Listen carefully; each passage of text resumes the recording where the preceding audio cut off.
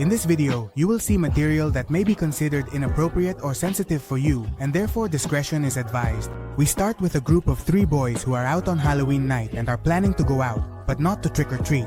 They want to go out to take revenge on a boy who always bullies them. After a while, we meet this boy named Ramon, and we will see more of him later. Now we are with this group. They are the tough guys, hitting a scarecrow with bats and breaking bottles. We return to the group of boys who are already in costume and asking for candy. In the distance, the boys see the tough guys approaching and they take the bag of candy from them. However, when they check the bag, they realize that it doesn't contain candy, it has rotten fruit. The tough guys were going to turn back to hit them, and the boys start breaking eggs on their car. They were going to turn back to run them over, but the boys throw a lit paper at them, causing the tough guys' car to crash. They got even angrier and wanted to hit them with a bat. A chase begins, and the boys reach a group of cars watching a movie. I don't remember the name of it, but the point is that they lock themselves in Ramon's car. Ramon is not bothered by this since he is in love with Stella, but still, the tough guys find them. They start to threaten Ramon with a bat, telling him to get the boys out, but Ramon doesn't care and makes the tough guys leave. The group of boys decides to go to a haunted house, and this haunted house is closed because a boy disappeared there. Since then, it has been shut down, and no one goes to that place anymore. Before entering the house, one of the boys says that a child killer used to live in that house, yet knowing this, they decided to go in. They also say that there was a girl who lived with that family, but no one knows her, as in every portrait that was taken, the family would erase her face and never let her leave the house. Many people from all over would go to that house just to see the so-called Sarah, but they never saw her. They only heard her. They heard her behind the walls, and Sarah would tell stories to the people. Terrifying stories. Many of those who entered that place never came out again, and suddenly the children of the town began to die from poisoning. They went to look for Sarah, but before they could catch her, she hanged herself with her own hair. Stella says that there is a legend. If you ask Sarah for a scary story, she will tell it to you, but it will be the last story you hear. Stella was with Ramon, while the other boys went to play around the house. We are with Chuck, who hid from his friend in a closet, but out of nowhere, he sees everything light up. The room looks clean and there is an old lady sitting on the bed with a dog beside her. The old woman turns to look at him, and Chuck closes the closet door. His friend opens the closet door and Chuck comes out scared, asking if he didn't see the old woman. The friend asks which old woman, but Chuck just leaves, saying he has to get out of that place right now. Stella found the place where they were hiding Sarah, and everyone is gathered there. While searching the place, he finds an old book, and it is a book of horror stories. Chuck says they shouldn't touch that book as many children died because of those stories. Out of nowhere, the candles they had lit start to go out. They try to leave the place, but outside is the tough guy, and he has sealed the door. Chuck's sister opens the door for them, but the bully throws her in with them and locks them all inside. While the group is looking for a way out, Stella is reading the book while saying, "Sarah, tell me a story." Like the video so that Sarah doesn't appear to you and tell you a story at night. Also leave a comment so that YouTube recommends the video. Now let's continue while Stella says, "Sarah, tell me a story." In the room where they kept Sarah locked up, a black smoke starts to emerge. That smoke reaches the door that the boys were trying to open, and it opens for them. As the boys leave, they wonder who opened the door for them, but they don't pay much attention to it and decide to go home. By the way, Stella took the book. Ramon's car is destroyed. The bully damaged it. The car was Ramon's mobile home, so Stella invites him to sleep at her house so that he doesn't have to sleep there tonight. While being alone in her room, Stella starts to read the book and sees that it has many stories. However, there are also several blank pages. On one page, he sees that the title of the story is Harold. He runs his finger over the title and it seems like it was just written. We are with the tough guy. His name is Tommy. He is the son of some farmers and he arrives home. His mother tells him that he has to take some eggs to some gentlemen. It is nighttime, but he has to do it now. While Tommy goes for the eggs, the scarecrow is nearby. We return to Stella. She is reading the story. In the story, it says, Tommy always hated the scarecrow. That night he took the eggs and never returned. We return to Tommy, who grabs the eggs and is walking through the cornfield when he passes by the scarecrow, insults it and says its name. The name of the scarecrow is Harold, just like the title of the story. As Tommy was walking straight ahead, he encounters the scarecrow with a pitchfork. He tries to defend himself by stabbing the scarecrow, but it is made of straw, so it does nothing to it. The scarecrow takes the pitchfork from him and stabs Tommy in the back with it. Instead of blood, straw starts to come out of him. And I know, a lot of fluff, Yusan. Tommy comes out of the cornfield trying to ask for help, but we see how little by little he is turning into straw. Meaning now Tommy is becoming the scarecrow. The next day, Ramon was fixing his car when an officer arrives. The officer starts asking Ramon about Tommy, as Tommy is missing and everyone knows it. He asks why Tommy and Ramon almost fought earlier, and let's remember that Tommy damaged Ramon's car. However, since the officer has no evidence of anything, he cannot do anything to Ramon and leaves the scene. Stella is telling her friends about Tommy's disappearance and how it coincides with the story in the book, but they are not believing her. Stella and Ramon arrive at the cornfield of Tommy's house, and there they find a scarecrow wearing Tommy's jacket.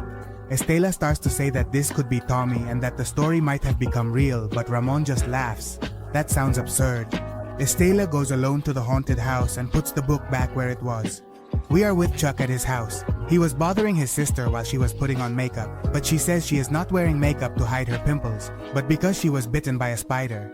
Ramon and Stella were in Stella's room, and Ramon was reading the book that Stella had previously left in the haunted house. She asks him where the hell he got it from, and he says it was in her bookshelf. There is a new story. The story is called The Toe, and when Stella drops the book, we see how the story starts writing itself. They try to tear the pages out of the book, but the story keeps writing itself. The story is about a toe that was lost. A mother picked it up from the street and decided to put it in the soup as a prank. At the end of the story is the name of a friend of Stella's, Augie, and she quickly calls him. We are with Augie, who is currently in the fridge taking out a pot of food. He answers a call from his friend, and she tells him not to eat anything, but we can see him taking a spoonful of the food. Welcome. He just laughs and tells them to stop playing with him, and the kids try to explain that it's not a joke, that it's real, and that he shouldn't eat anything.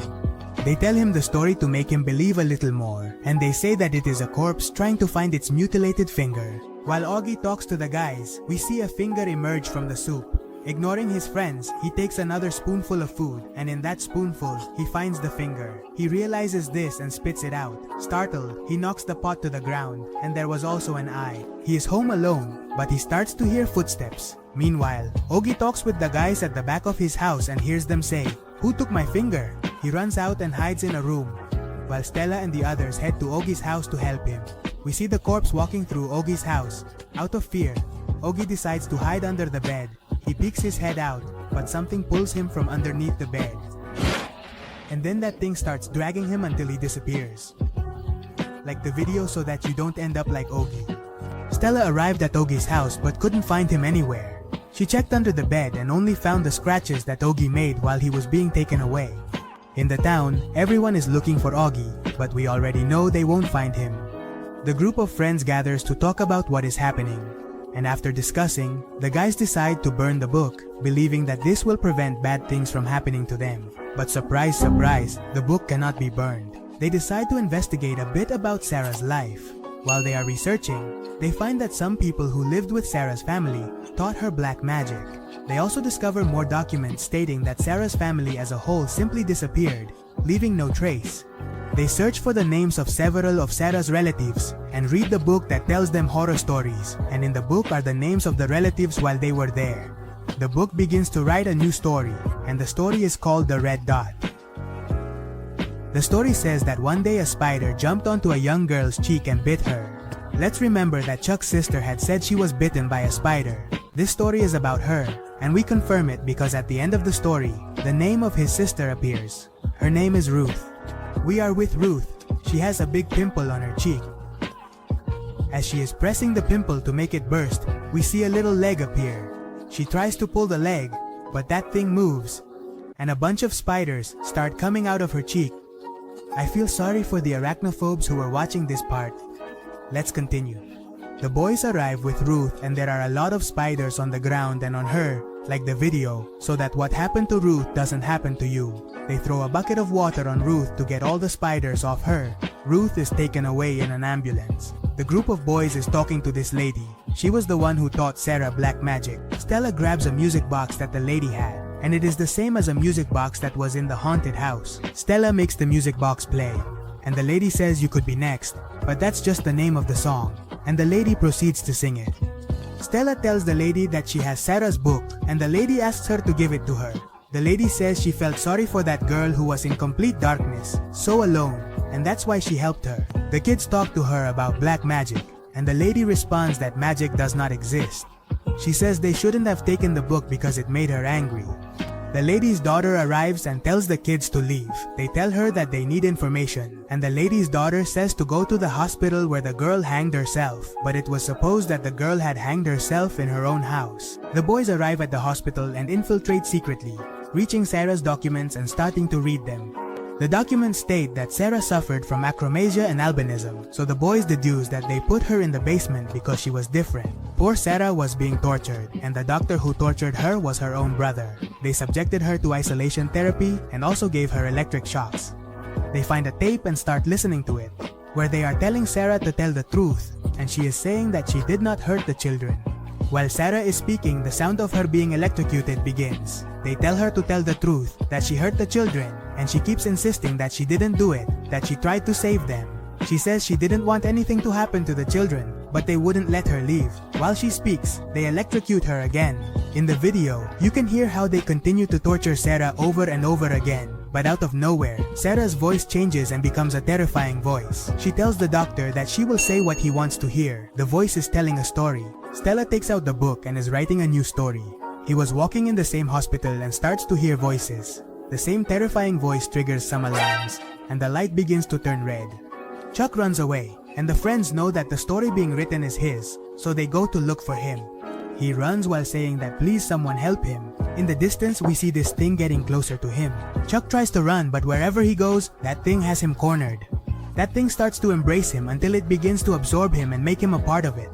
When Stella arrives to look for her friend, it is already too late. She goes and talks on the phone with her father, telling him that she doesn't want to abandon him, that she doesn't want to leave him alone. In short, she says goodbye to her father. Stella and Ramon are being held at the police station, as several of their friends have already gone missing. The boys have explained the situation about the book to the officer, but he does not believe them. Both of them are put in a cell because the officer does not believe anything they say.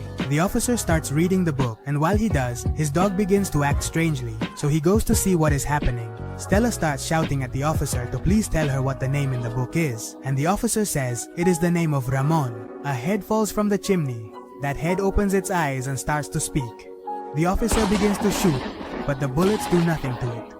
Did you see that? That's being barbaric. The other body parts start to fall off. We see how the body begins to piece itself together, while the officer just stands there watching. That thing grabs the officer and twists his neck. The kids start screaming for help, but there's no one else there. The monster is trying to get through the bars. While the monster was trying to pass through the bars, the guys managed to open the cell and quickly get out of there. Ramon leaves alone in the police car, while Stella is going to go another way so that the monster doesn't harm her. The monster climbs on top of Ramon's car and starts hitting it until it crashes. Ramon takes the opportunity to run away since the monster is left crushed. Stella arrives at the haunted house and starts shouting at Sarah, telling her to please stop telling the stories, as they did not harm her and that they know she is innocent, that she did not kill those children.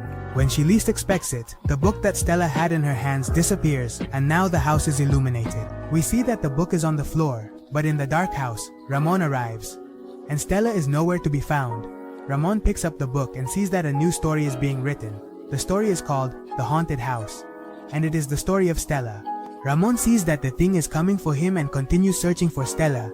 That mother climbs walls to look for Ramon. We are with Stella. She is in the lit house and is watching as some people are searching for Sarah. Stella hides in a room and there is an old woman. She starts to say, she's here inside. Stella looks in the mirror and it is Sarah. She is Sarah. Stella runs out and keeps running for a while. Ramon also continues running from the monster.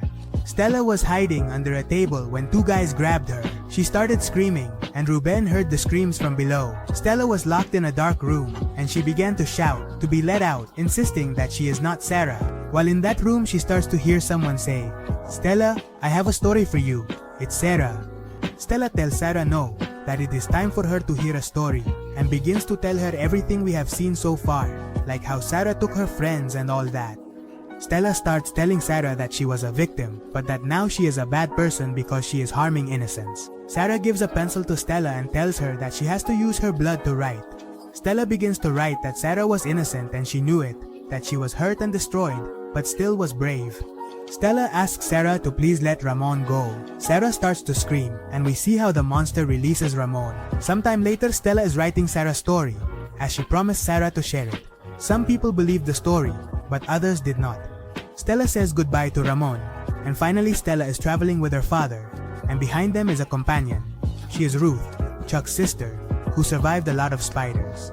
Let me know what you thought of the movie and the summary. Thanks for watching. Like the video, subscribe by activating the bell, and don't forget to brush your teeth before bed.